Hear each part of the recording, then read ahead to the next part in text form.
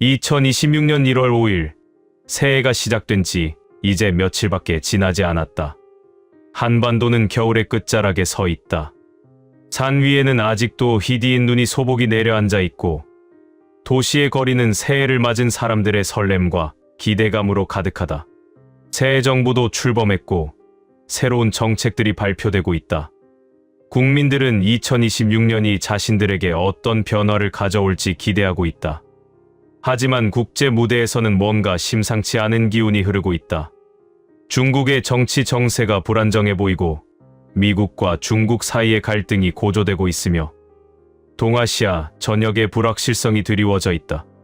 마치 폭풍전의 고요함 같은 그런 느낌이 든다. 1997년 중국 스촨성의 한 작은 마을. 이 마을은 산에 둘러싸여 있고 외부 세계와는 거의 단절된 듯한 외진 곳이었다. 이곳에서 한 명의 아이가 태어났다.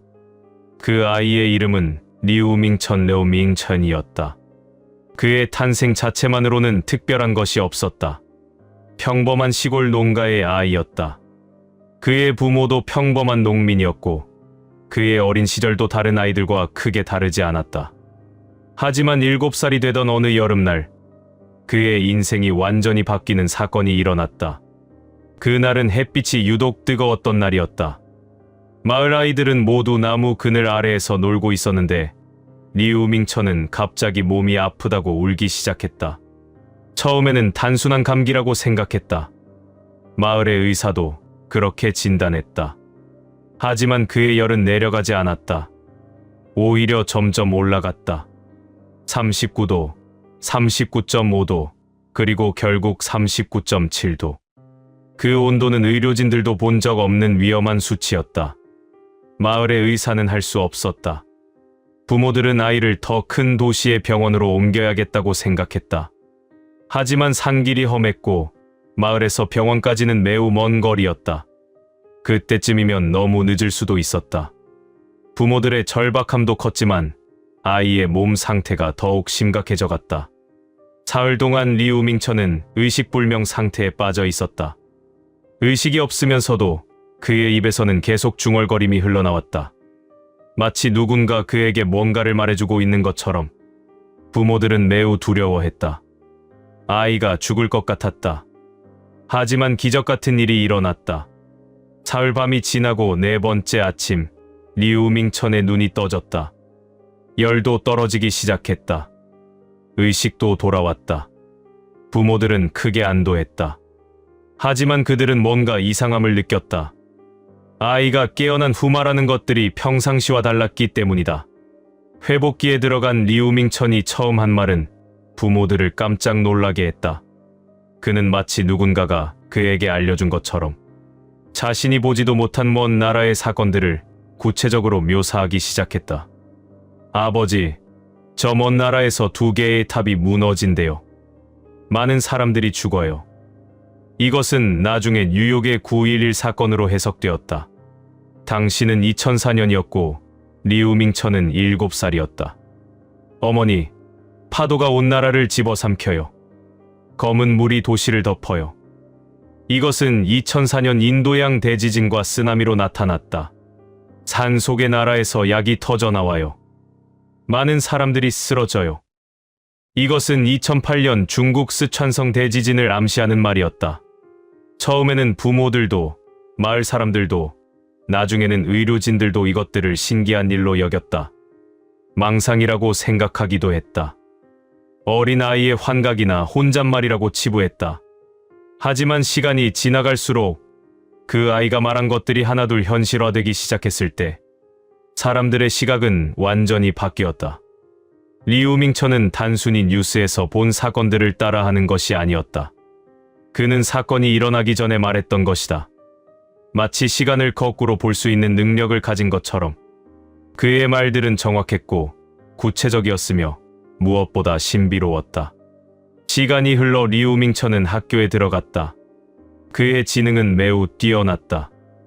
일반 아이들과는 비교가 안 될 정도의 학습 능력을 보였다. 수학, 물리학, 특히 천문학에 대해 놀라운 이해를 보였다. 마치 그것들을 이미 알고 있었던 것처럼. 하지만 리우밍천은 대학 2년을 다닌 후 갑자기 학업을 중단하기로 결정했다. 모두가 반대했다. 교수들도, 부모들도, 친구들도. 이렇게 뛰어난 학생이 왜 학업을 포기하려고 하는가? 하지만 리우밍천은 흔들리지 않았다.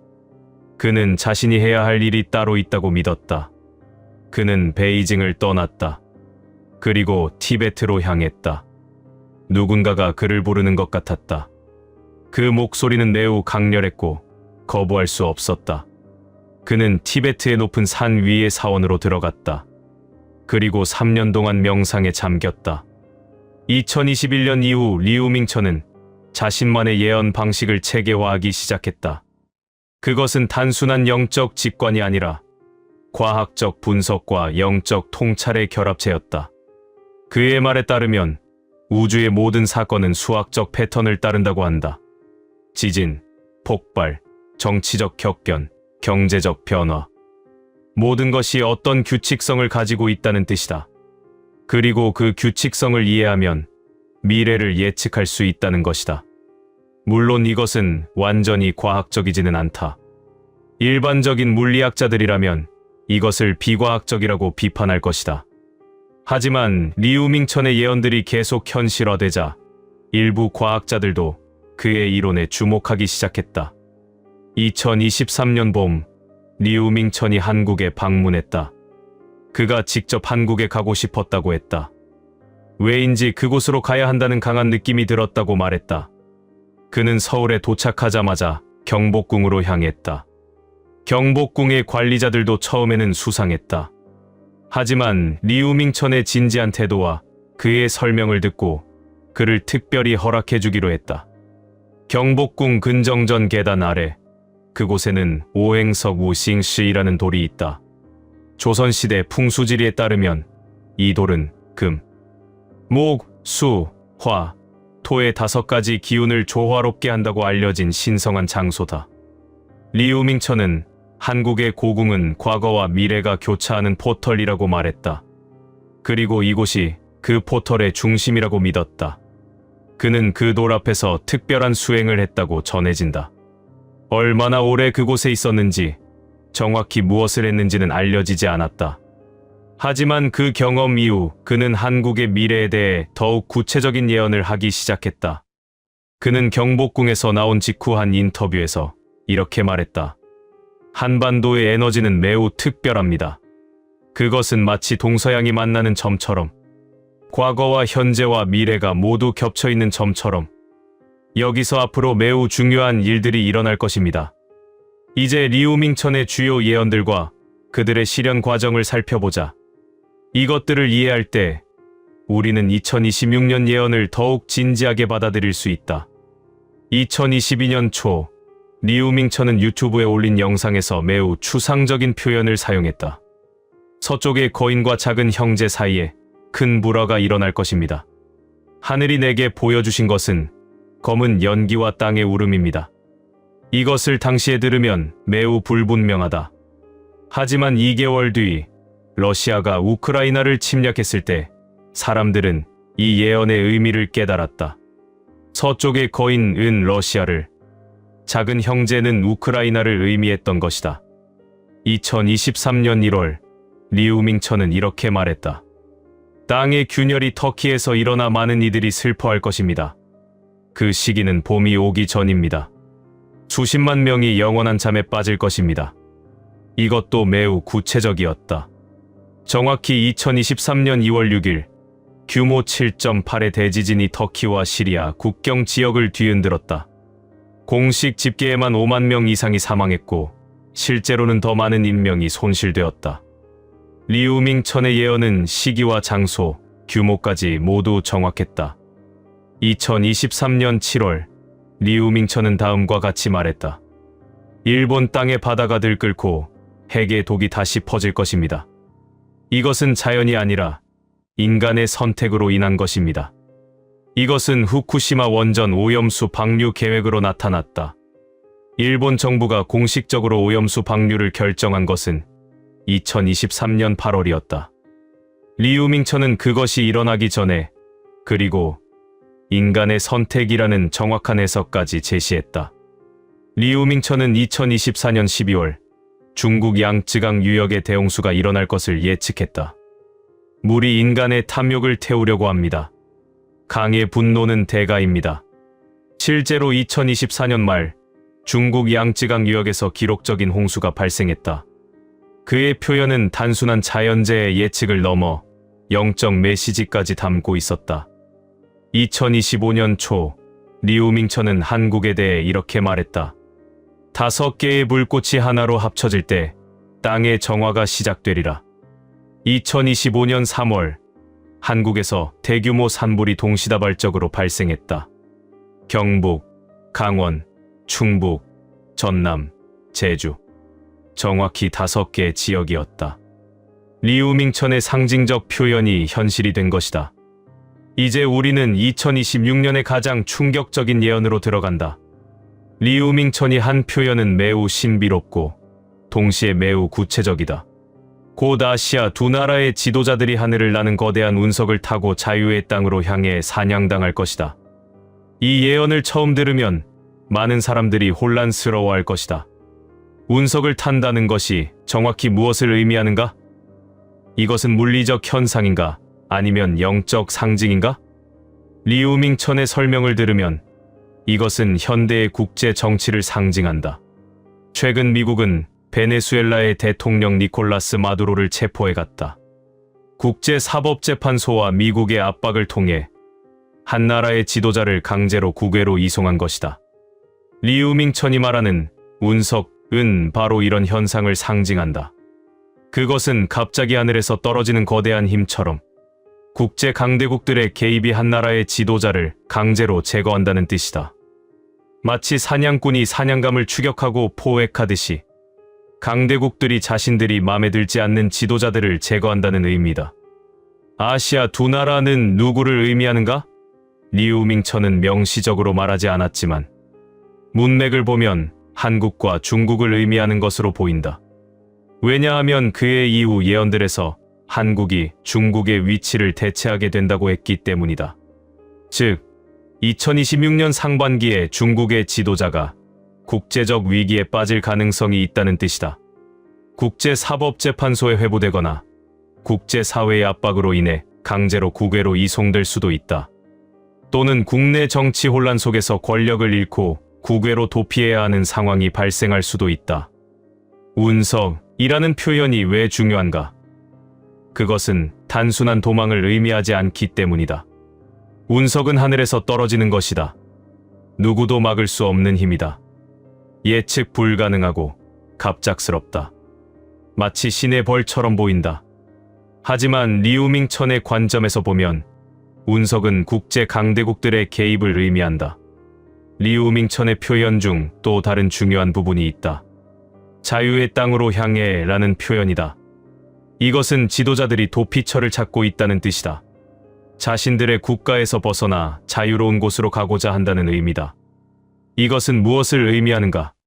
그것은 정권의 붕괴, 국제적 추방 또는 국내 정치적 위기로부터의 탈출을 의미한다. 그들은 자유를 찾고 있지만 동시에 그들은 사냥당하고 있다. 이 이중적 상황은 매우 드라마틱하고 비극적이다. 지도자가 도피해야 한다는 것은 그의 정권이 완전히 붕괴했다는 뜻이다.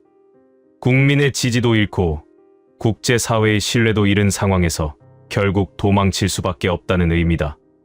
이것은 그 국가에서 얼마나 심각한 정치적 혼란이 일어났는지를 보여준다. 리우밍천은 이 현상이 2026년 상반기, 특히 봄과 초여름 사이에 벌어질 것이라고 암시했다. 이는 정치적으로 매우 불안정한 시기가 될 것이며 아시아 전역이 갑작스런 정치 변화로 인한 충격을 받게 될 것임을 의미한다. 이 사건의 영향은 엄청날 것이다. 아시아의 두 주요 국가의 지도자가 동시에 또는 연달아 국제적 위기에 빠지게 되면 동아시아 전체의 국제 관계가 급격히 변할 것이다. 권력의 공백이 생기고 새로운 세력이 등장하며 기존의 국제적 질서가 급변할 것이다. 이 혼란 속에서 한국의 역할이 극도로 중요해지게 될 것이다. 미국이 아시아에서 강화된 영향력을 행사할 것이고 다른 국가들도 이 상황을 자신들의 이익을 위해 활용하려고 할 것이다. 동아시아는 새로운 국제적 구도 속에서 완전히 다시 정렬될 것이다. 리우밍천의 또 다른 충격적인 예언이 있다. 한국과 중국이 뒤바뀌는 일이 일어날 것이다. 한국이 중국이 되고 중국이 한국이 되는 듯한 혼합이 일어날 것이다. 이 예언을 처음 들으면 매우 이해하기 어렵다. 한국이 중국이 되고 중국이 한국이 된다니? 이것이 정확히 무엇인가? 단순한 영토의 교환을 의미하는 것은 절대 아니다. 리우밍천의 표현 방식을 깊이 있게 해석하면 이는 두 나라의 위상과 역할이 완전히 역전된다는 뜻이다. 먼저 한국이 중국이 된다는 것을 이해해보자. 역사적으로 중국은 동아시아 문명의 중심이었다. 중국의 문화, 정치, 경제, 군사력이 동아시아 전체에 영향을 미쳤다. 한국, 일본, 베트남 같은 국가들도 모두 중국의 영향 아래에 있었다. 중국을 중심으로 한 국제질서 속에서 움직였다. 심지어 현대에 와서도 중국은 동아시아의 가장 큰 경제 대국이며 정치적 군사적 강국이다. 중국 없이는 동아시아의 일이 결정되지 않는다. 다른 나라들은 모두 중국을 의식하면서 정책을 수립한다. 리우밍천이 한국이 중국이 된다고 말한 것은 한국이 그러한 역할을 하게 된다는 뜻이다. 즉, 한국이 아시아의 중심적 역할을 하게 되고 한국의 문화와 정치적 메시지가 동아시아 전체에 퍼져나가게 되며 한국이 국제 무대에서 더욱 강력한 영향력을 행사하게 된다는 의미다. 한국이 역사적으로 중국이 해왔던 문명의 중심이 되어간다는 뜻이다. 이것은 단순한 국력의 성장을 의미하는 것이 아니다. 그것은 세계관과 가치관의 전달자가 된다는 의미다. 한국의 생각과 한국의 방식이 다른 나라들의 표준이 된다는 뜻이다. 리우밍천은 이 변화가 일시적이 아니라고 강조했다. 곧게 선 것이 굽어지고 다시 펴지지 않는다는 그의 다른 예언처럼 이 변화도 영구적이고 돌이킬 수 없는 것이다. 한 번 바뀐 질서는 다시 원래대로 돌아가지 않을 것이라는 뜻이다. 이것은 동아시아의 역사에서 매우 중요한 순간을 의미한다. 수천 년 동안 동아시아의 중심이었던 중국이 처음으로 그 위치를 다른 국가에게 내주게 된다는 뜻이기 때문이다. 이것은 단순한 정치적 변화가 아니라 문명적 차원의 전환을 의미한다. 1월의 끝자락에 한국이 오랫동안 사랑해온 한 유명인사가 갑자기 세상에서 잊혀지게 될 것이다. 이 예언을 들었을 때 많은 사람들이 혼란스러워했다. 잊혀진다는 것이 정확히 무엇을 의미하는가?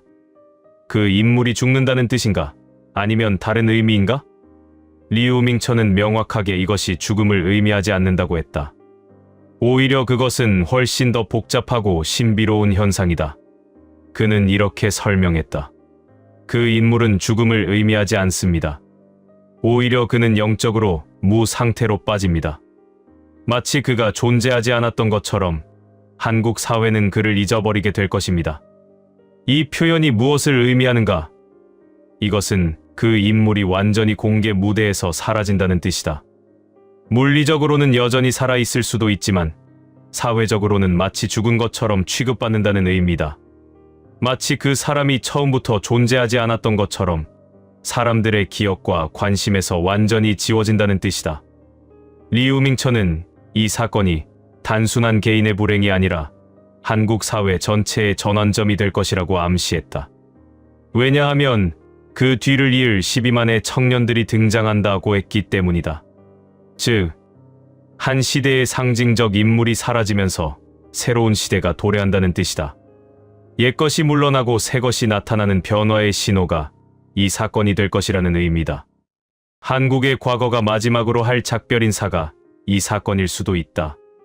리우밍천이 한 가장 희망적인 예언 중 하나가 바로 이것이다. 그 유명인사가 사라진 뒤를 이을 12만의 청년들이 등장한다. 이 예언을 들었을 때 처음에는 12만이라는 구체적인 숫자가 신경 쓰인다. 리우밍천이 정확히 12만이라고 말한 것이 무엇을 의미하는가? 이것은 숫자 자체의 의미인가? 아니면 상징적 의미인가? 리우밍천의 설명에 따르면 12만이라는 숫자는 단순한 통계적 숫자가 아니라 깊은 영적, 철학적 의미를 담고 있다. 동양 철학에서 10이라는 숫자는 완성과 주기의 완성을 의미한다. 12개월, 12시간, 12지지 같은 개념에서 보듯이 12는 하나의 완전한 사이클을 나타낸다. 그리고 만은 무수한 다수를 의미한다. 따라서 12만은 완전하고 새로운 다수를 의미하는 매우 상징적인 숫자인 것이다. 또한 한국 역사에서도 여러 번 나타난 의미 있는 숫자다. 한국의 인구 통계에서도 12만이라는 규모는 한 세대의 상징적 숫자로 여겨진다. 그러나 리우밍천의 예언은 희망만 가득한 것이 아니다. 동시에 그는 한국이 맞이할 거대한 위기를 경고했다. 그리고 이 경고는 매우 구체적이고 심각하다. 한국은 2026년 전례 없는 위기를 맞게 될 것입니다. 전례 없는이라는 표현은 무엇을 의미하는가? 이는 한국 역사에서 경험한 어떤 위기보다도 더 심각한 상황을 의미한다. 과거 한국은 한국전쟁, 외환위기, 촛불 시위 같은 여러 위기를 겪었다. 하지만 리우밍천이 말하는 위기는 그것을 능가하는 무언가라는 뜻이다. 더욱 정확히는 이 위기는 여러 차원에서 동시에 일어날 것이라고 한다. 결국 극복하는 것은 국민들입니다. 이 말은 매우 중요하다. 리우밍천은 정치 지도자나 특정 엘리트가 아니라 국민들 이 위기를 극복한다고 명확히 했다. 이것은 무엇을 의미하는가? 이것은 위기. 극복의 주체가 위에서 아래로 내려오는 것이 아니라 아래에서부터 솟아오른다는 뜻이야. 국민 개개인의 노력과 결집이 한국을 살려낸다는 의미다. 모든 예언의 끝에서 리우밍천은 가장 중요한 메시지를 남겼다. 미래는 정해진 것이 아닙니다. 현재의 선택에 따라 끊임없이 변합니다. 준비된 자만이 기회를 잡을 수 있습니다. 이 메시지는 무엇을 의미하는가? 이것은 그의 예언이 반드시 그대로 일어날 것이라는 뜻이 아니라 오히려 우리가 지금 어떤 선택을 하느냐에 따라 미래가 달라질 수 있다는 뜻이다. 그의 예언은 하나의 가능성을 보여주는 것일 뿐 절대적인 운명이 아니라는 의미다. 2026년이 시작되었다. 새해의 햇살이 한반도를 비추고 있지만 미국의 영적 예언가 브랜든 빅스는 이 해가 한국에게 얼마나 중대한 시기인지를 몇 달 전부터 강조해왔다. 그가 전하는 메시지는 결코 낙관적이지만은 않다. 오히려 그것은 시험과 선택의 시대, 그리고 거대한 영적 전환이 일어나는 시점이라는 경고에 가깝다. 브랜든 빅스는 오클라호마 주 빅스비라는 작은 도시의 목사이자 기도가 변화를 만든다는 믿음을 가진 예언자다. 그는 자신이 하늘로부터 받은 환상과 계시를 최후의 날들이라는 유튜브 채널을 통해 전 세계에 전파해왔다. 2024년 봄, 그는 도널드 트럼프 전 대통령의 암살 시도를 정확히 예언했고, 펜실베이니아주에서 벌어진 총격 사건으로 그 예언이 현실화되자 미국 전역에서 주목받게 되었다. 하지만 최근 그가 한국에 대해 전한 예언은 그보다 훨씬 더 심각하고 영적으로 깊은 의미를 담고 있다. 그는 2026년이 한국 역사에서 기로에 선 해라고 표현했다. 이 예언의 세부 내용들을 따라가 보면 우리는 앞으로 일어날 사건들의 깊은 영적 의미를 이해할 수 있을 것이다. 브랜든 빅스가 예언자의 길에 들어선 계기는 2014년의 어느 밤이었다. 깜깜한 방 안에서 예배를 드리다가 갑자기 새로운 교황이 적그리스도와 함께 서 있는 환상을 본 것이다. 그 순간이 그의 인생을 송두리째 바꿔놓았고, 그 이후로 그는 역사의 끝이 시작되는 신호를 찾기 위해 영적 여정을 시작했다. 그의 예언 방식은 다른 예언가들과는 사뭇 다르다. 그는 초상적 이미지나 암호를 사용한다. 예를 들어, 그는 북한의 김정은을 작은 빵 반죽 인형이라고 표현했다. 이는 단순한 비유가 아니다. 이 표현 속에는 그의 교만이 곧 무너질 것이라는 영적 메시지가 담겨 있다. 그의 언어는 상징으로 가득 차 있고, 그 상징을 이해하는 자만이 진정한 메시지를 받을 수 있다. 2026년 3월과 6월, 한국의 위대한 변화가 일어나다. 브랜든 빅스가 가장 강하게 강조한 부분이 바로 이것이다. 2026년의 3월과 6월이 한국 역사의 분수령이 될 것이라는 예언이다. 그는 이렇게 말했다. 하늘이 보여준 환상 속에서 나는 봄 초입에, 그리고 여름의 입구에서 한국의 운명이 크게 바뀌는 모습을 본다. 3월은 새로운 나라의 깨어남을 알리는 신호이고 6월은 그 깨어남이 구체화되는 시점이다. 이 두 시점이 왜 중요한가? 그것은 바로 장차 한국을 이끌어갈 진정한 지도자가 이 기간 동안 나타날 것이기 때문이다. 그러나 빅스의 경고는 여기서 끝나지 않는다. 오히려 그것은 시작일 뿐이다. 두 독사와 한 원숭이, 위험한 인물들을 조심하라. 브랜든 빅스는 매우 구체적인 경고를 했다. 그 경고는 동물의 상징으로 표현되었다. 3월과 6월 사이에, 그리고 그 이후 한 해 동안 한국은 세 가지 위험한 존재를 만날 것이다. 나는 그들을 두 독사와 한 원숭이라고 부른다. 두 독사는 누구인가? 독사는 성경에서 배신과 독을 상징한다. 빅스가 말하는 두 독사는 정치적 배반자들을 의미한다. 그들은 말로는 새로운 지도자를 지지하지만 마음속으로는 자신들의 이익만 챙기려는 자들이다. 또는 그들은 새로운 지도자의 개혁 정책을 겉으로는 따르면서도 뒤에서 기존 질서를 지키려는 세력일 수도 있다. 빅스는 이들의 특징을 이렇게 묘사했다. 그들의 혀는 꿀같이 달지만 그들이 뱉는 독은 공기를 타고 퍼진다.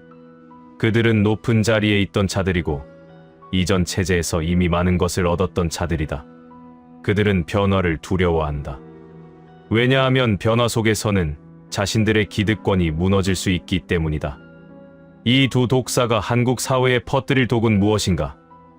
그것은 거짓 정보, 편가르기, 그리고 감정적 분열이다.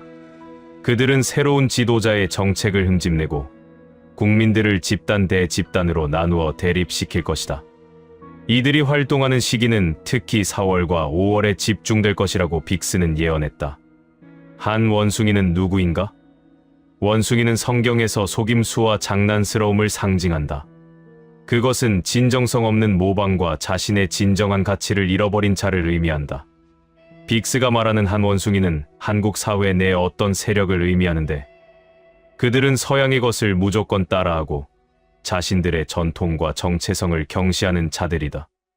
또는 그들은 국제 관계에서 한국의 주체성을 잃어버리고 특정 국가 미국, 중국, 일본 중 하나의 눈치만 보며 움직이는 집단을 의미할 수도 있다.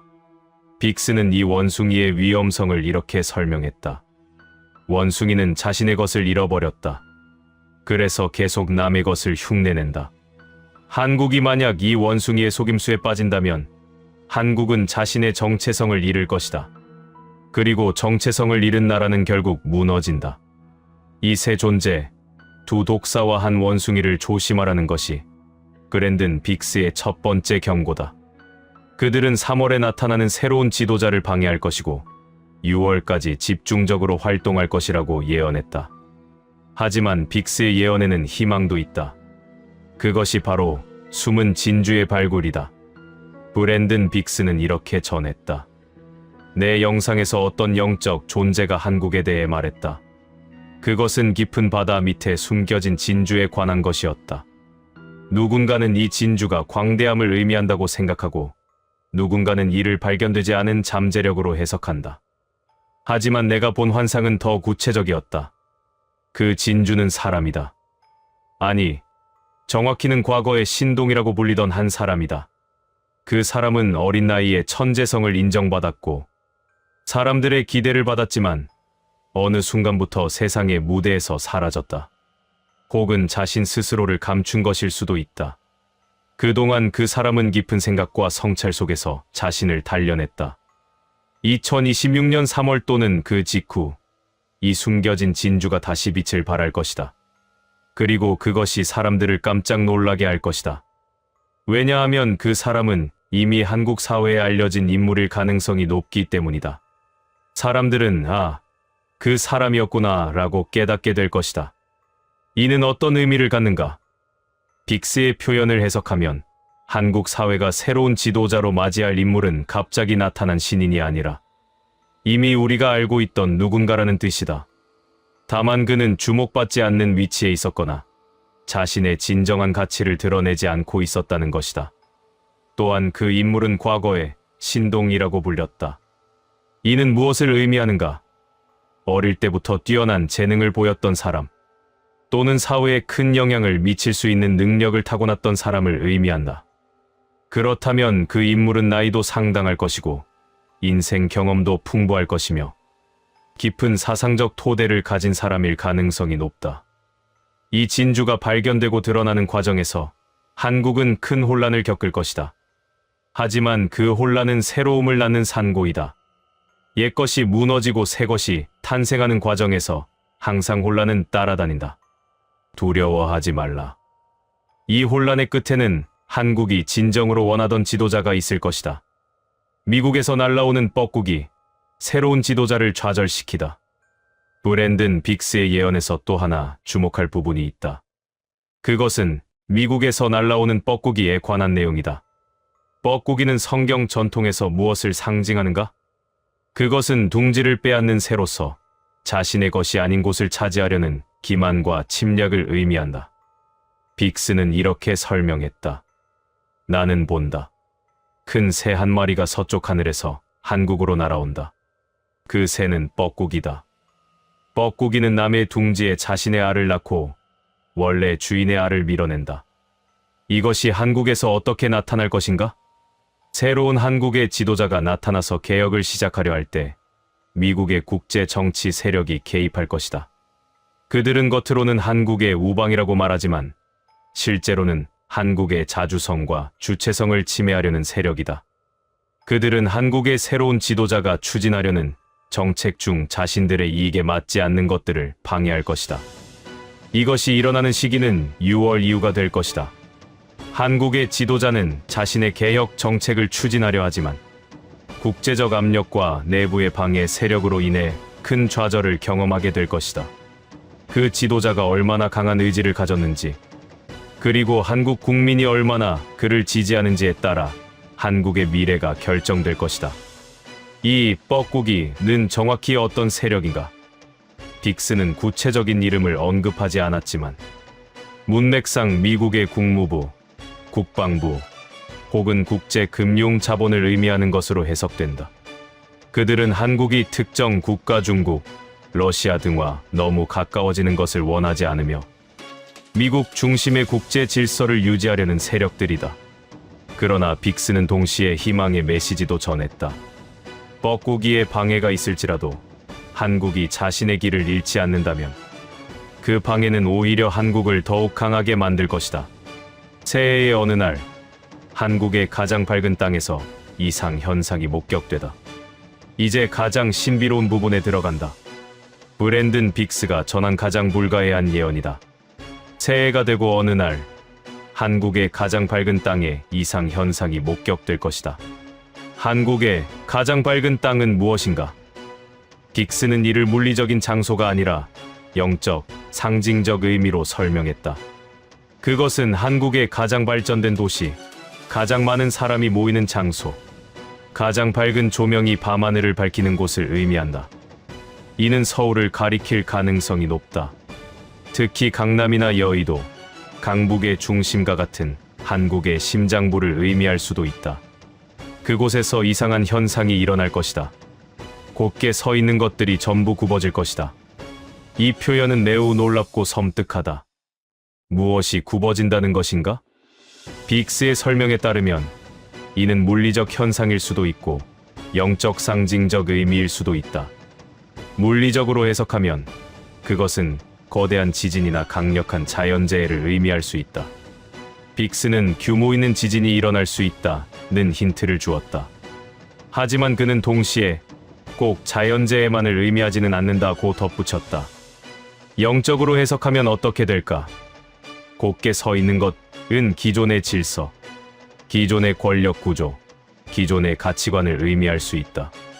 그것이 전부 굽어진다는 것은 그 기존 질서가 근본적으로 무너지고 재편된다는 뜻이다. 더욱 흥미로운 부분은 다음이다. 곧게 서 있던 것들이 굽어진 후 그것들이 다시 펴지지 않을 것이다. 이것이 무엇을 의미하는가? 그것은 이 변화가 일시적이지 않다는 뜻이다. 옛것이 다시 돌아오지 않는다. 한 번 굽어진 것은 그대로 머물러 있을 것이다.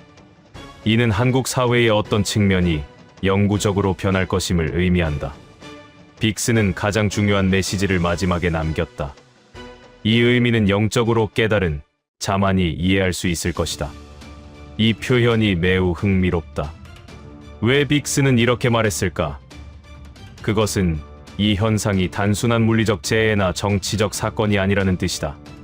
그것은 더 깊은 영적 의미를 가지고 있으며 영혼의 눈을 뜬 자들만이 그 의미를 파악할 수 있다는 뜻이다. 브랜든 빅스의 2026년 한국 예언을 종합하면 다음과 같은 메시지가 나타난다. 한국의 새로운 지도자가 나타난다. 그는 과거에 신동이라고 불렸던 사람이고 이미 한국 사회가 아는 인물일 것이다. 그는 3월 또는 그 직후에 공개적으로 역할을 시작할 것이고 6월까지 그의 정책이 구체화될 것이다. 이 과정에서 큰 변화가 일어날 것이지만 그것은 한국이 올바른 길로 나아가기 위한 필연적인 과정이다. 반발과 방해가 있을 것이다. 두 독사와 한 원숭이가 이 변화를 방해할 것이다. 또한 미국의 국제 정치 세력이 뻐꾸기처럼 개입할 것이다. 그러나 이 모든 방해가 한국을 더욱 강하게 만들 수 있다. 영적 깨어남이 일어난다. 한국의 가장 밝은 땅에서 일어나는 이상 현상은 기존의 모든 것이 변한다는 상징이다. 곧게 서 있던 것들이 굽어지고 다시 펴지지 않는다. 이것은 한국 사회의 영적 재편을 의미한다. 선택의 시대가 온다. 모든 것이 예정되어 있는 것이 아니다. 미래는 현재의 선택에 따라 달라진다. 한국 국민이 새로운 지도자를 얼마나 지지하고 얼마나 함께 나아가느냐에 따라 한국의 미래가 결정된다. 흥미롭게도 빅스는 한국에 대해 매우 긍정적인 메시지도 전했다. 그는 한국이 과거에 한강의 기적과 K컬처로 이미 세계가 인정한 나라라고 말했다. 또한 그는 한국이 앞으로의 발전은 새로운 것이 아니라 그 본래 모습으로의 귀환이라고 강조했다. 한국은 과거 산업화와 문화적 도약을 통해 이미 세계가 인정한 나라였으며 앞으로의 발전은 그 본래 모습으로의 귀환이라고 설명했습니다. 즉, 한국은 새로운 길을 찾는 것이 아니라 자신이 원래 가지고 있던 강점을 되찾는 과정에 있다는 뜻이다. 빅스는 또한 한국 국민의 높은 의식 수준과 전체를 위한 이익을 먼저 생각하는 문화를 강조했다. 이것이 전 세계로 퍼져나가고 있다고 말했다. 이는 한국이 세계의 중개자 역할을 하게 될 것임을 시사한다. 결국 브랜든 빅스의 예언은 우리에게 던지는 질문이 있다. 한국은 2026년을 어떻게 맞이할 것인가? 두 독사와 한 원숭이의 방해에 굴하지 않을 것인가? 아니면 그들의 목소리에 흔들릴 것인가? 뻐꾸기의 침략을 저항할 것인가? 아니면 국제 압력에 항복할 것인가? 새로운 지도자를 진심으로 지지할 것인가? 아니면 의심과 불신의 마음으로 바라볼 것인가? 이 모든 것이 2026년 3월과 6월, 그리고 그 이후 한국이 어떤 길을 선택하는지에 따라 결정된다. 빅스가 본 환상 속의 한국은 당신의 선택 위에 서 있다. 그리고 한국의 가장 밝은 땅에서 벌어질 그 기현상, 곧게 서 있던 것들이 굽어지고 다시 펴지지 않는 그 현상, 그것의 진정한 의미를 이해하는 것은 영적으로 깨달은 자들의 몫이다. 미파였습니다. 야, 너 혹시 이 소식 들었어? 미국 오하이오주의 한 작은 마을에서 자동 기술을 통해 세계의 미래를 예언해온 여성이 있다는 거. 그녀의 이름은 이블린. 별로 유명하지도 않고 특별해 보이지도 않는 평범한 할머니 같은 존재인데 정말 소름 끼치는 정확도로 세계의 미래를 맞춰왔다고 해. 특히 그녀가 한국의 미래에 대한 예언이 요즘 전 세계적으로 화제가 되고 있는데 그 예언의 핵심이 바로 2026년 봄 3월과 4월에 나타날 한국의 어떤 인물에 대한 거야. 근데 이게 진짜 신기한 게 뭐냐면 그 인물이 단순히 한국의 정치인이나 경제인이 아니라 마치 그동안 숨겨져 있던 무언가가 갑자기 세상 밖으로 터져 나오는 것 같은 존재라는 거야. 긴 어둠 속에서 갑자기 밝은 빛이 터져 나오는 것처럼 아무도 예상하지 못했던 순간에 나타날 이 인물이 대한민국의 운명을 통째로 바꿔놓을 거라고 이블린은 기록했어. 대체 그게 뭐 하는 사람이고 뭐 하는 일을 하는 사람이길래 한국의 미래 전체를 바꿔놓을 수 있다는 건데 정말 호기심 끝판왕이네. 그럼 지금부터 이 신비로운 예언의 전모를 함께 따라가 보자. 깊은 밤, 촛불 하나만을 켜놓은 오하이오의 작은 방. 남부 침례교회의 종소리가 멀리서 울려 퍼지던 그때 한 여성이 책상 앞에 앉아 펜을 들고 있었습니다. 그녀의 이름은 이블린. 겉으로는 평범해 보이는 이 여성은 어린 시절부터 다른 사람들과는 다른 무언가를 가지고 있었습니다. 다른 아이들이 인형을 가지고 놀 때 그녀는 혼자 조용한 곳에서 무언가를 기다리고 있었던 것입니다. 마치 누군가의 목소리를 듣기 위해 귀를 기울이듯이 말이에요. 그리고 그날 밤, 그녀의 손에서 뭔가가 일어났습니다. 손끝에서부터 시작된 떨림이 팔을 타고 올라오더니 어느새 그녀의 의식 깊은 곳에서 무언가가 솟아오르기 시작한 것입니다. 이것이 바로 자동기술, 즉 무의식적으로 손이 움직이면서 메시지를 쓰는 신비로운 현상의 시작이었습니다. 그녀는 이전에도 이런 경험을 한 적이 있었어요. 일례로 그녀가 검은 빙판을 조심하라, 타이어가 실패할 것이다, 다른 길로 가라는 메시지를 받았을 때 반신반의했지만 다음 날 아침 그 길에서 5대의 차량이 연루된 끔찍한 사고가 발생했고 한 사람이 목숨을 잃었던 것입니다. 그 사건 이후로 이블린은 자신에게 찾아오는 이 신비로운 메시지들을 더 이상 무시할 수 없었습니다. 하늘에서, 아니 우주의 어떤 영역에서 온 이 메시지들이 분명히 의미 있는 무언가를 전달하고 있다는 것을 깨달았던 것이죠. 그리고 2025년을 앞둔 그 밤, 그녀의 손끝을 통해 흘러나오는 것은 단순한 개인적 경고가 아니었습니다. 그것은 한 나라, 아니 세계 전체의 운명에 관한 거대한 예언이었던 것입니다. 이블린의 펜에서 흘러나온 첫 번째 비전은 2025년에서 2026년 초반에 한국에 등장할 새로운 지도자에 관한 것이었습니다. 이 대통령은 마치 현대의 마법사처럼 경제를 부흥시킬 수 있는 능력을 가진 인물로 묘사되었어요. 그의 손길이 닿는 곳마다 새로운 활력이 생겨나고 침체되었던 산업들이 마치 겨울잠에서 깨어난 곰처럼 다시 숨을 쉬기 시작할 것이라고 했습니다. 수출 통계는 연일 최고치를 경신할 것이고 실업률은 급격히 감소하며 외국인 투자자들이 한국 시장에 앞다투어 몰려들 것입니다. 스타트업들이 우후죽순 생겨나고 부동산 시장은 다시 한번 상승세를 탈 것이며 거리는 활기로 넘칠 것입니다. 마치 오래된 도시가 새로 태어나는 듯한 모습이 될 것이라고 이블린은 기록했던 것이죠. 하지만 이 경제적 번영의 이면에는 어두운 그림자가 드리워져 있습니다. 경제 성장의 혜택이 모든 계층에게 골고루 분배되지 않으면서 부의 양극화는 더욱 심화될 것입니다. 젊은 세대와 기성세대 사이의 갈등은 이전보다 더욱 첨예해지고 지역 간의 경제적 격차는 정치적 대립으로 이어질 것이라고 했어요. 마치 번영의 빛이 밝아질수록 그림자도 더 짙어지는 것처럼 말이에요. 이 첫 번째 대통령은 강력한 카리스마와 추진력을 가진 지도자입니다. 그의 리더십 아래에서 한국 경제는 눈부신 성장을 이루게 될 것이지만 그의 성격적 특성이 오히려 국민들 사이의 분열을 가속화시킬 것입니다. 자신의 정책에 반대하는 목소리를 용납하지 않으며 비판적인 언론과 시민사회를 억압하려는 성향이 강할 것이라고 예언했어요. 그 결과 경제 지표는 상승하지만 사회 통합 지수는 급격히 하락하게 되는 이상한 현상이 벌어질 것입니다. 그리고 바로 이 순간입니다. 2026년 3월과 4월, 정말 신기하고 놀라운 일이 벌어질 것이라고 이블린은 기록했습니다.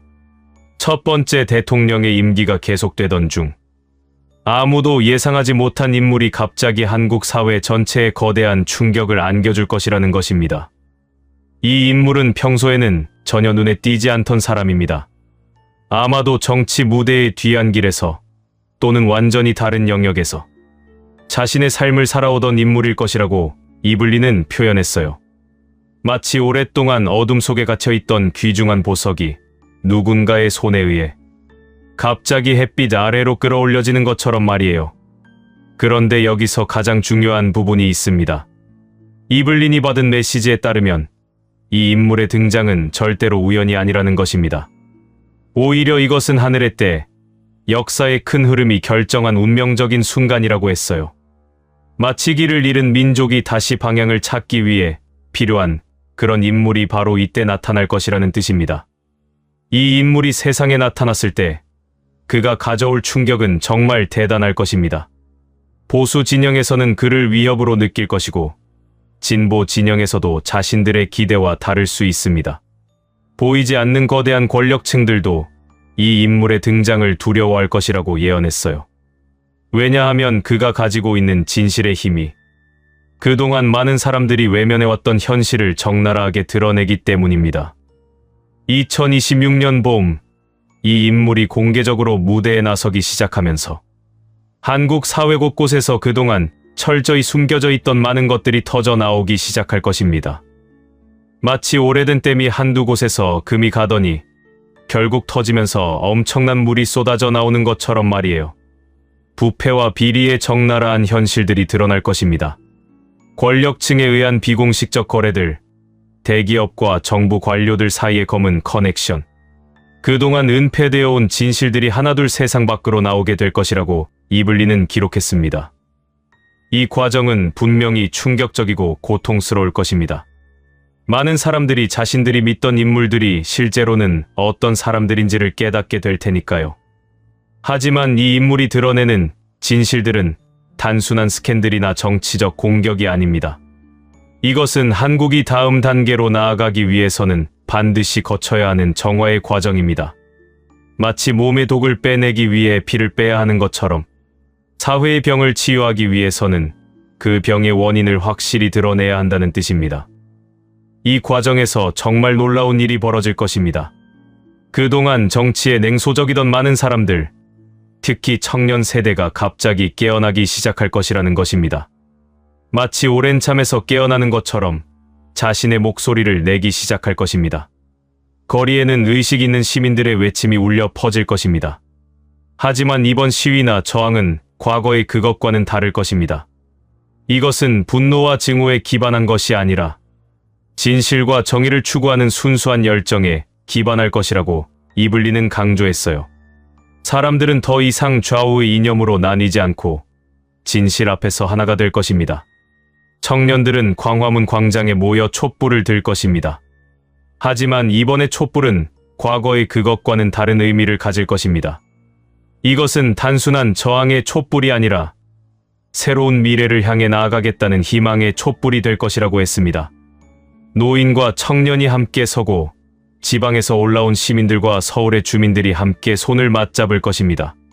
가장 놀라운 부분은 이 운동이 국제적인 관심과 지지까지 받게 될 것이라는 점입니다. 세계 민주주의 운동의 리더인 미국, 유럽의 여러 국가들, 심지어 아시아의 여러 민주화를 염원하는 국가들까지 한국의 이 움직임을 주목하게 될 것이라고 예언했어요. 마치 한국이 다시 한번 세계 민주주의 운동의 중심이 되는 듯한 모습이 될 것입니다. 이블린이 강조한 가장 중요한 부분은 이 과정을 통해 한국에서 세계가 부러워할 수 있는 진정한 민주주의 시스템이 탄생할 것이라는 점입니다. 그동안 형식적인 민주주의를 유지해온 한국이 이제 실질적인 의미의 민주주의로 나아갈 것이라는 뜻입니다. 기술을 활용한 직접 민주주의의 요소들이 도입될 것입니다. 인터넷과 소셜미디어를 통해 국민들이 직접 정책 결정에 참여하는 시스템이 만들어질 것이라고 했어요. 투명성이 극대화되고 정보 공개가 활성화되며 부패를 원천적으로 차단할 수 있는 제도적 장치들이 마련될 것입니다. 정당 정치도 근본적으로 변할 것입니다. 기득권에 안주하는 보수와 무조건적인 진보라는 이분법이 사라지고 실질적인 정책과 비전을 바탕으로 한 다원적인 정치 세력들이 등장할 것이라고 이블린은 예측했습니다. 미국의 양당제도 아니고 유럽의 다당제도 아닌 한국만의 독특한 정치 시스템이 만들어질 것이라는 뜻입니다. 2026년 봄의 이 대사건이 경제 영역에도 엄청난 영향을 미칠 것입니다. 그동안 대기업 중심으로 돌아가던 한국 경제가 완전히 다른 구조로 재편될 것이라고 이블린은 기록했어요. 정보가 공개되고 투명성이 확보되면서 많은 사람들이 대기업들의 실체를 알게 될 것입니다. 비윤리적인 경영 관행, 환경오염, 노동자 착취 등이 드러나게 될 것입니다. 이에 따라 소비자들의 구매 패턴도 크게 변할 것입니다. 사람들은 더 이상 단순히 싸고 편한 제품만을 선택하지 않고 윤리적 가치와 사회적 책임을 고려하여 소비 결정을 내리게 될 것입니다. 중소기업과 사회적 기업의 역할이 급속도로 확대될 것입니다. 청년들이 더 이상 대기업에 들어가기만을 꿈꾸지 않고 자신만의 이상을 실현하는 스타트업을 창업하는 것을 더욱 선호하게 될 것이라고 했어요. 시골 지역에서 신선한 아이디어를 가진 젊은이들이 지역 기반의 사회적 기업을 창립하고 그것이 전국적인 움직임으로 확산될 것입니다. 공동체 경제의 개념이 본격적으로 확산될 것입니다. 협동조합 운동이 활성화되고 지역 공동체 중심의 경제 구조가 만들어질 것입니다. 마치 과거의 전통적인 공동체 경제가 현대의 기술과 만나 새로운 형태로 탄생하는 것처럼 말이에요. 2026년 봄의 변화는 부동산 시장에도 엄청난 충격을 줄 것입니다. 부동산이 투자의 대상이 아니라 거주의 수단이라는 기본으로 돌아갈 것이라고 이블리는 예언했습니다. 투명한 정보 공개를 통해 부동산 시장이 더 이상 투기의 대상이 될 수 없게 될 것입니다. 가격 형성의 기준이 합리적인 생산비와 거주 필요성을 중심으로 재편될 것이라고 했어요. 이에 따라 그동안 비정상적으로 높아져 있던 주택 가격이 합리적인 수준으로 조정될 것입니다. 청년 세대는 비로소 내 집을 마련할 희망을 갖게 될 것입니다. 그동안 희망 없이 전세에서 전세로 떠돌던 청년들이 비로소 자신의 소유, 주택을 가질 수 있는 시대가 올 것이라는 뜻입니다. 이는 세대 간 자산 불평등을 해소하는데 매우 중요한 역할을 할 것입니다. 시민 저널리즘도 활성화될 것입니다. 일반 시민들이 자신들이 목격한 것들을 직접 기록하고 공유하는 것이 일상화될 것이라고 했어요. 이를 통해 권력층의 비리나 부당한 행위들이 더욱 즉시적으로 드러날 수 있게 될 것입니다. 이블린이 매우 강조한 부분은 2026년 봄의 변화가 남북 관계에 미칠 영향입니다. 물론 이블린은 극적인 통일이 일어나지는 않을 것이라고 예언했지만 그 이상의 무언가가 시작될 것이라고 했어요. 한국의 이 변화가 북한에도 영향을 미치게 될 것입니다. 보이지 않는 경로를 통해 한국에서 벌어지고 있는 민주적 변화, 투명성의 확보, 국민의 목소리 존중 등에 대한 정보가 북한 주민들에게 전달될 것이라고 이블린은 기록했습니다.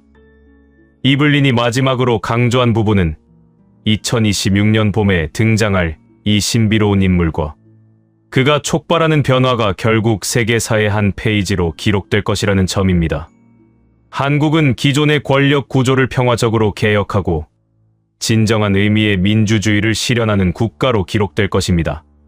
세계의 많은 억압받는 민중들이 한국의 이 경험을 통해 희망을 얻게 될 것이라고 했어요. 마치 한국이 19세기의 프랑스 대혁명이나 20세기의 비폭력 혁명들처럼 21세기의 새로운 변화의 모델을 제시하는 국가가 될 것이라는 뜻입니다. 한국의 과학기술과 문화, 민주주의 시스템이 세계적 표준이 될 수 있을 것이라고 이블린은 예측했습니다. 세계의 대학들이 한국의 거버넌스 시스템을 연구하기 시작할 것이고 기업들이 한국의 윤리 경영 모델을 벤치마킹하게 될 것입니다. 여기서 모두가 궁금해하는 질문이 제기됩니다. 2026년 3월과 4월에 등장할 이 신비로운 인물은 정말 누구일까요? 이블린은 이 부분에 대해서는 매우 은폐적이었습니다. 마치 그것이 밝혀지면 안 되는 것처럼 이 인물의 정체는 그때 가서야 세상이 알게 될 것이라고 했어요. 하지만 이블린은 이 인물의 특징을 몇 가지 제시했습니다. 그는 평범해 보이는 외모를 가진 인물일 것입니다. 화려한 경력이나 배경이 없을 가능성이 높습니다. 오히려 그동안 주류 사회에서 외면받았거나 잊혀져 있던 인물일 수도 있습니다. 그의 힘은 그의 개인적 특성이나 배경이 아니라 그가 가지고 있는 진실의 메시지에서 나온다고 이블린은 강조했습니다. 그는 자신의 정치적 야심이나 개인적 이득을 위해 움직이지 않는 인물입니다. 오히려 국가와 민족을 위한 순수한 마음으로 행동하는 사람일 것이라고 했어요. 가장 흥미로운 부분은 이 인물이 자신이 한국의 운명을 바꿀 인물이라는 것을 처음에는 인식하지 못할 수도 있다는 점입니다. 오히려 자신이 해야 할 일을 충실히 하다 보니 역사적인 순간이 찾아온 것일 수도 있다고 이블리는 암시했습니다. 이블리는 자신의 예언이 절대적인 미래라고 주장하지 않습니다. 오히려 그것은 가능성의 지도일 뿐이라고 강조했어요. 우리가 어떤 선택을 하느냐에 따라 이 예언은 더욱 훌륭하게 실현될 수도 있고 다른 방향으로 흘러갈 수도 있다는 것입니다. 하지만 분명한 것은 한국이 2026년 봄 어느 시점에 거대한 변화의 시간을 맞이하게 될 것이라는 점입니다. 그것이 긍정적인 변화가 될지 아니면 혼란스러운 변화가 될지는 우리가 어떻게 준비하고 어떤 마음가짐으로 맞이하는지에 달려 있습니다. 2026년 3월과 4월, 그때 한국 사회에 나타날 그 신비로운 인물. 그는 우리 모두가 이미 알고 있는 사람일 수도 있고 아직 숨겨져 있는 사람일 수도 있습니다.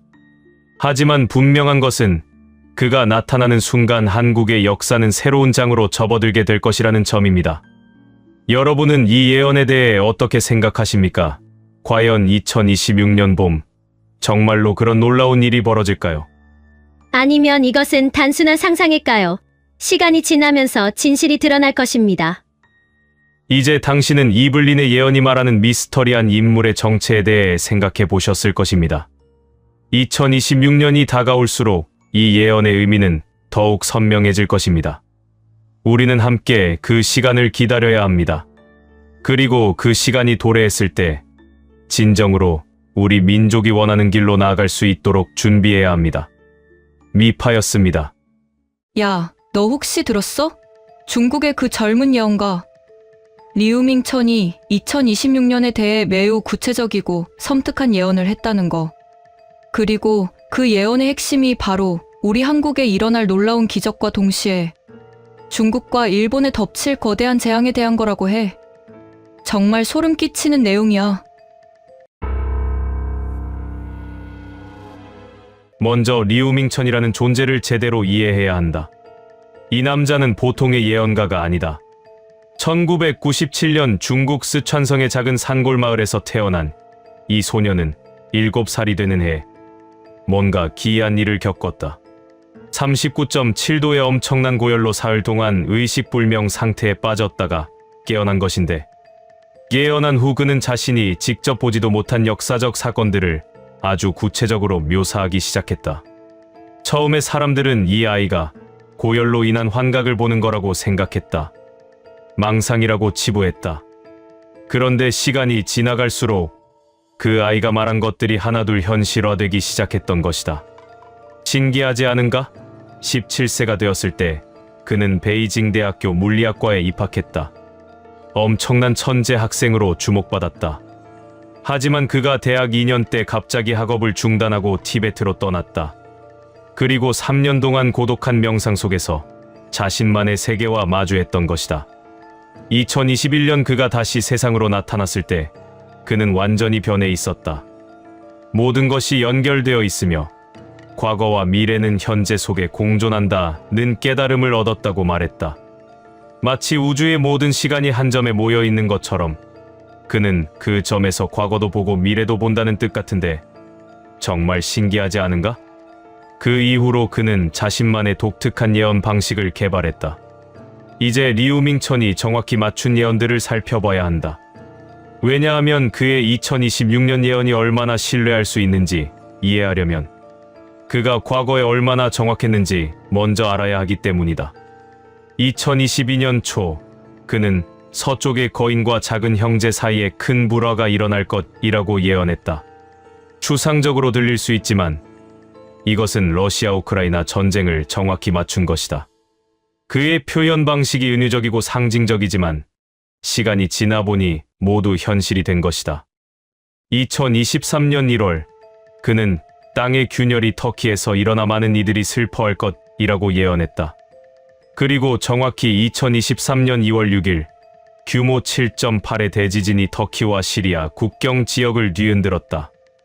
엄청난 수의 사람들이 목숨을 잃었다. 이것도 정확히 그 시기, 그 장소였다. 가장 충격적인 것은 2023년 7월의 예언이다. 그는 일본 땅의 바다가 들끓고 핵의 독이 다시 퍼질 것이라고 했다. 이것은 나중에 일본이 후쿠시마 원전 오염수를 방류하기로 결정한 것과 맞춰져서 해석되었다. 정말 소름 끼치는 정확성이 아닌가? 그리고 2024년 12월, 그는 중국 양쯔강 유역의 대홍수가 일어날 것을 예측했다. 그는 단순히 홍수가 일어날 것이 아니라 그것이 인간의 탐욕에 대한 대가라고 표현했다. 실제로 그 지역에서 엄청난 홍수 피해가 발생했다. 2025년 3월 한국의 여러 지역에서 대규모 산불이 발생했을 때도 그는 미리 5개의 불꽃이 하나로 합쳐질 때 땅의 정화가 시작되리라고 예언했다. 그리고 경북, 강원, 충북, 전남, 제주 정확히 5지역에서 동시다발적으로 산불이 터졌다. 그런데 리우밍천이 어떻게 이렇게 정확하게 미래를 본다는 걸까? 그의 예언 방식은 정말 독특하다. 그는 역사적 사이클 분석, 지각 변동 데이터, 그리고 사회적 에너지 흐름을 모두 종합해서 시간의 삼각함수라는 자신만의 수학적 모델로 계산한다고 한다. 마치 과학과 영성이 만난 것처럼 그는 매일 새벽 3시 3분, 정확한 그 시간에 티베트 승려들에게 전수받은 칼라차크라라는 고대의 명상 기법을 수행한다. 칼라차크라는 시간의 바퀴를 의미하는 산스크리트어다.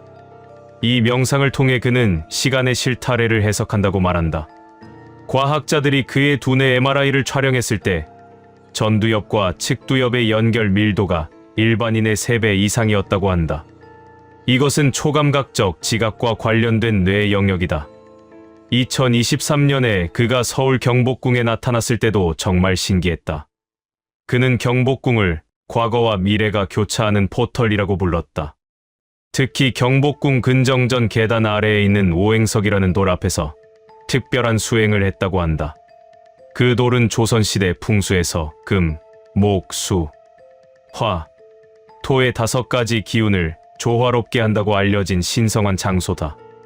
마치 한반도의 에너지를 직접 감지하려는 것처럼 이제 리우밍천이 2026년을 바라본 비전으로 들어가자 그의 예언에 따르면 2026년은 한반도에 있어 정말 혁명적인 해가 될 것이다.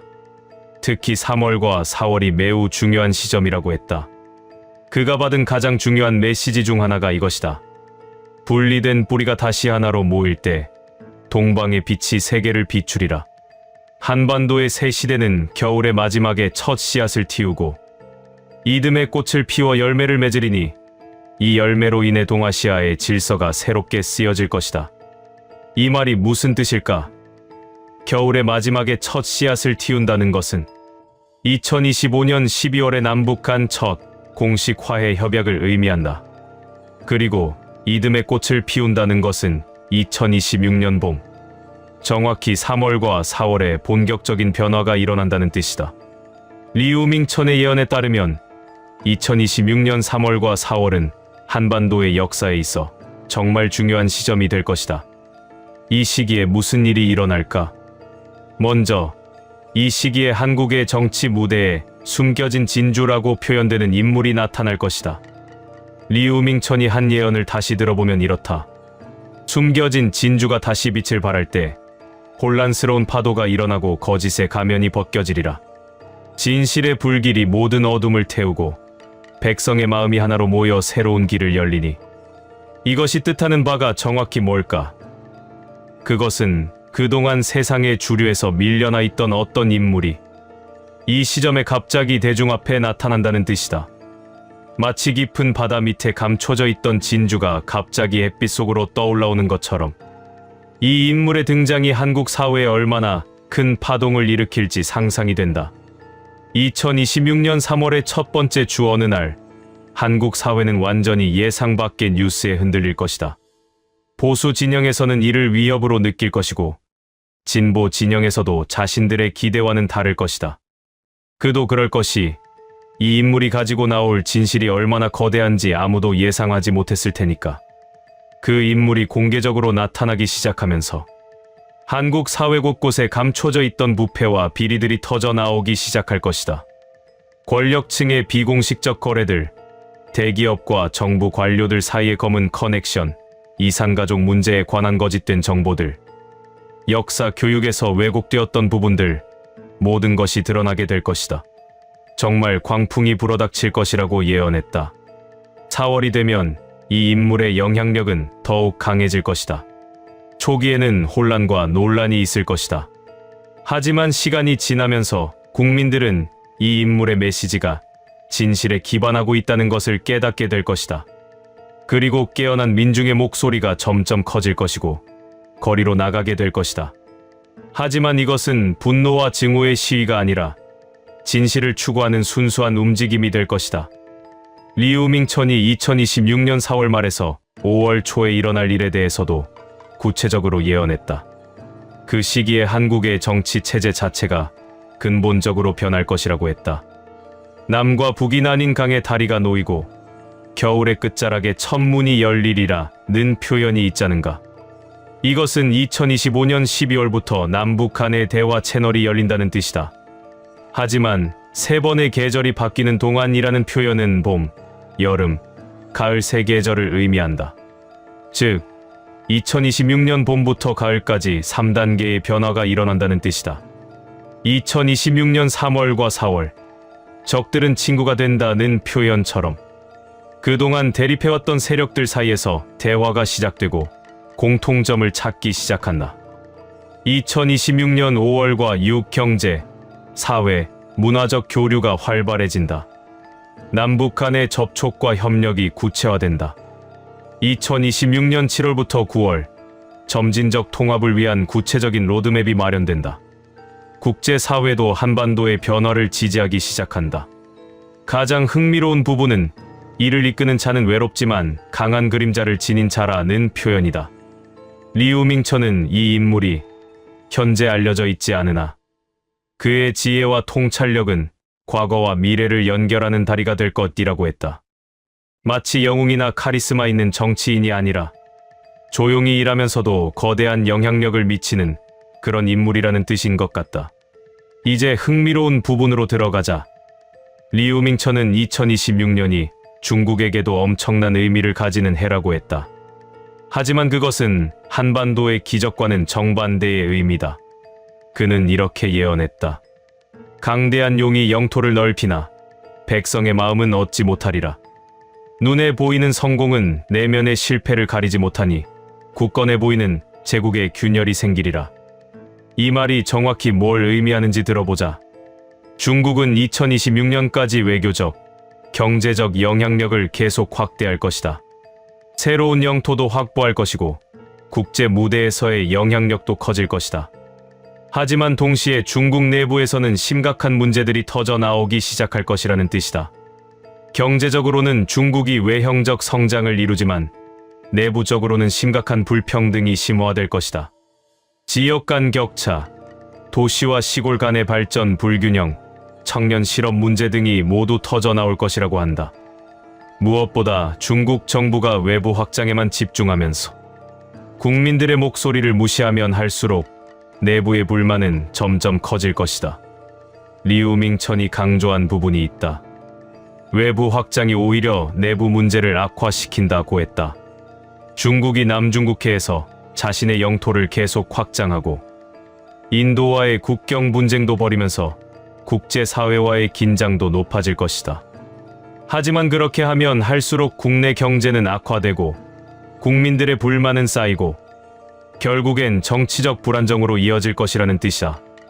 리우밍천은 특히 중국의 부패 문제가 2026년에 터져 나올 것이라고 강조했다.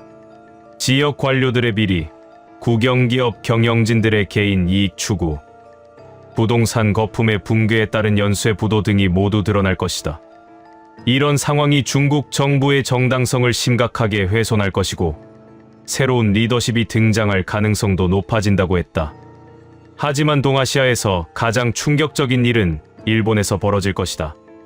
리우밍천은 이미 과거에 일본 땅의 바다가 들끓고 핵의 독이 다시 퍼질 것이라고 예언했는데 2026년 3월과 4월에 그것이 본격화될 것이라고 했다. 구체적으로 리우밍천이 한 예언을 들어보면 이렇다. 바다 너머 섬나라에 큰 흔들림이 있을 것이며 이는 물과 불의 분노를 동시에 가져올 것이다. 그 섬나라의 북쪽과 동쪽에서 가장 심할 것이고 땅의 흔들림은 오랫동안 계속될 것이며 섬나라 사람들은 새로운 방식으로 집을 짓고 살아가는 법을 배울 것이다. 이것은 정확히 일본의 도호쿠 지방이나 홋카이도 지역에서 대지진이 발생한다는 뜻이다. 그리고 물과 불의 분노라는 표현은 지진으로 인한 쓰나미와 그에 따른 원전 피해를 의미하는 것이다. 일본의 많은 원전들이 도호쿠 지방에 있자는가. 2026년 3월 중순이 될 것이라고 리우밍천은 암시했다. 평상시처럼 조용한 일본의 어느 날 갑자기 엄청난 지진이 터질 것이다.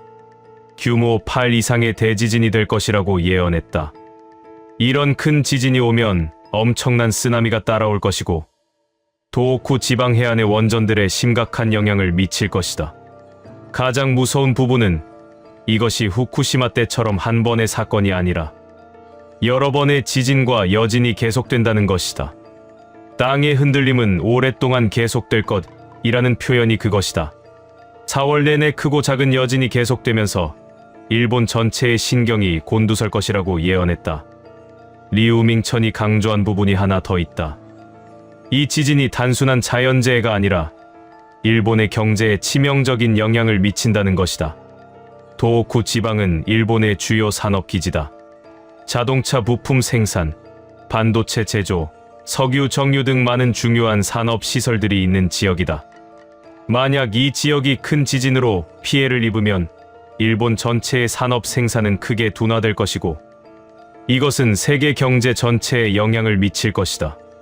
특히 자동차 산업과 반도체 산업은 전 세계적 공급망의 중요한 부분이니까 일본의 지진은 미국, 유럽, 그리고 한국의 경제에도 직결되는 문제가 되는 것이다. 리우밍천은 그 결과로 일본의 국제적 위상도 크게 떨어질 것이라고 했다. 경제 위기, 국내 정치 혼란, 그리고 국제사회에서의 고립. 이 모든 것이 2026년 중반까지 일본을 압도할 것이다.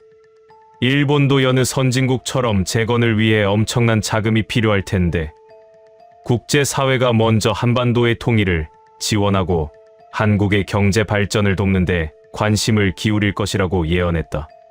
가장 흥미로운 부분은 리우밍천이 이를 이끄는 자는 외롭지만 강한 그림자를 지닌 자라고 표현한 인물의 역할이다.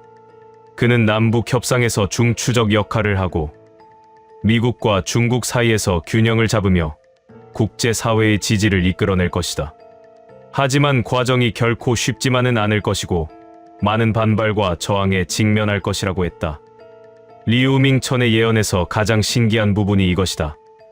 일본의 대지진과 한국의 정치적 변화가 거의 같은 시점에 일어난다는 것이다. 이것은 우연일까? 아니면 동아시아의 큰 흐름 속에서 일어나는 필연일까? 그는 2026년 4월을 변화의 교차점이라고 표현했다. 일본에서는 지진의 여파가 계속되고 중국에서는 내부 불안정이 심해지는데 정확히 그 시점에 한국에서는 새로운 지도자의 영향 아래 국민적 합의가 이루어진다는 것이다. 이 대조가 얼마나 신기할까? 한편에서는 재앙이 내려오고 있지만 다른 편에서는 새로운 희망의 빛이 나타나는 것. 이것이 리우밍천이 말한 동방의 빛이 세계를 비추리라 는 표현의 의미가 아닐까? 이 모든 일들이 2026년을 거쳐 일어나면 동아시아의 지정학적 구도가 완전히 재편될 것이다.